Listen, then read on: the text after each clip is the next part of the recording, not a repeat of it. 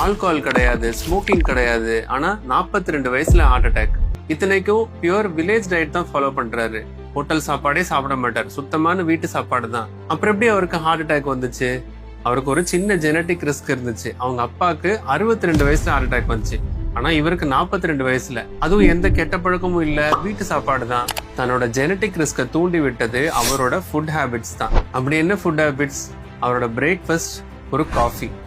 காலையில 8 மணிக்கு ஒன்று, காலைல 10 மணிக்கு ஒன்று, திருப்பி மதியம் 12 மணிக்கு ஒன்று. லஞ்சு 3 கரண்டி சாப்பாடு. ஒரு புரோட்டீன் இருக்காது, போதுமான அளவுக்கு ஃபைபர் இருக்காது. சரி, டின்னர் மறுபடியும் சோறு தான், இல்லைன்னா தோசை தேங்காய் சட்னி. சரி, அவர் விவசாயியாச்சு, அப்ப நல்ல உடல் உழைப்பு இருக்குமே. பட் அதுவும் கிடையாது. டெய்லி காலையில பைக்ல தோட்டத்துக்கு போவாரு. ஜஸ்ட் ஒரு சூப்பர்விஷன், ஒரு ரவுண்ட் அடிப்பாரு, மோட்டரை போடுவாரு, ஆஃப் பண்ணுவாரு, அவ்வளவுதான். ஸோ பிசிக்கல் ஆக்டிவிட்டியும் கிடையாது. அவரோட அப்பா அவருக்கு ஹார்ட் அட்டாக்ங்கிற கன்னை மட்டும்தான் கொடுத்தாரு. ஆனா அதுல தோட்டாக்களை லோட் பண்ணது என்னமோ இவர் தான். ஸோ இந்த மாதிரி ஃபுட் ஹேபிட்ஸ் எதுவும் உங்களுக்கு இருந்துச்சுன்னா மாத்திக்கங்க.